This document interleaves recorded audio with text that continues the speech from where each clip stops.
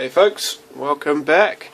I've got something a little bit new for you today. If you've been seeing my old videos, you'll know that I've bought a bunch of Kings of War products from their Kickstarter a while ago, and I think I'm in the mood for doing something a little bit different to the World Eaters, so I'm going to start working on these ones. Just a little bit of background. As you know, the new Games Workshop trade agreements have been making the news on the web and things like that. I've been sitting here watching a couple of videos from miniwargaming.com, Terrainaholic and a couple of other things, and I definitely agree with the sentiments of those guys, and that's probably why I'm in the mood for doing something a little bit different. So Mantic is a company whose stuff I really like. I like the Kings of War stuff, I like Warpath, I like Dreadball. I would spend a lot more money with them if it wasn't for the fact that I'm still working on my 40k stuff, but the other thing is that with this Kickstarter I've got boxes and boxes of Undead to deal with at the moment, and I've got a new wave of stuff coming in June, I think it is, the next wave of the Kickstarter, where I'm getting even more. So at this point I'm trying to restrain myself from buying more stuff until I start getting through some of the things I already have. So yeah, my plan for today, I'm feeling a little bit sick. I've got a bit of touch of the dreaded man flu, so I'm going to stay at home rather than going down to play some games at my local club, and get stuck into these guys. So these are the first two of my skeleton units from my Kings of War Undead army.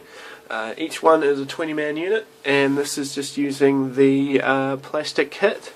So there's heaps of different options on the plastic kit. I think I've been through them in the unboxing video already. I'll just quickly show you the units and what I've done. So they rank up quite nicely. I like to have a bit more individuality, so I've done some extra sculpting and things. Like you see on the sergeant here in the center, I've sculpted a lot of extra chainmail on him. And quite a few of the other guys I've sculpted some chainmail and stuff like that. And if I spin this round so you see the back of the unit, you'll see most, if not all, I've done some sculpting just in the back of the spines. I'll just find something to use as a pointer just a second.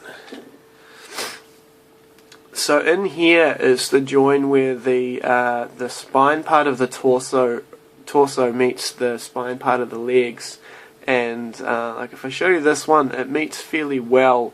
It's not too much of a join, but on some of them the join can be quite bad, so that's why I've sculpted chainmail or bits of cloth and things like that. Or you see, like on this one here, I've just put a little bit of green stuffing in. I'll just get to focus. Green stuffing just on the rib cages so they match up. And the other thing which I've done is that not all of the shields have this wood grain pattern on the inside, so I've gone through and just quickly sculpted the wood grain pattern on all the shields. So yeah, that's the first unit here.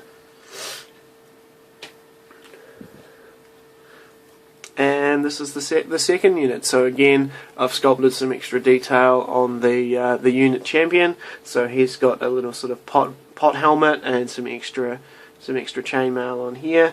And again, on the back, all the shields have been sculpted in, and I've covered up all these joins and stuff like that. So to do the chainmail, I just roll a thin layer of green stuff. So I just had to pause the video while I sneezed. So I just roll a thin layer of green stuff, and then just use the point of one of my sculpting tools just to make rows of little dots in. So when they paint up, it comes up nicely. It looks pretty much the same as the ones above them. So from here, the plan today is that I'm going to start laying down the base sprays. I'm going to do two different techniques and then see which I like. So for this unit here, I'm just going to hit it with the Army Painter Bleached Bone colour spray, just one base colour primer, and then do the base coats and work from there. And for the other unit, I am going to prime it black to start with. I'm just using some cheaper plastic coat spray, and then I'm going to go over top and lay down the bleach bone prime, but doing the prime on about a 45-degree angle or so, just to create some pre-shading. Because with these guys, because I have about 400 or so to paint, wanting to work out a method which will come nice and fast. So I would go some test minis up, probably 5 of each, and then we'll start working on them and see how we get on. So thanks for watching, guys.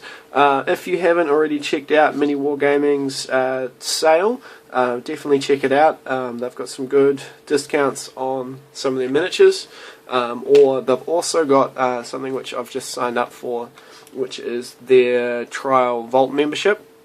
I've gone ahead and signed up for that, and I've put down my payment for the first year.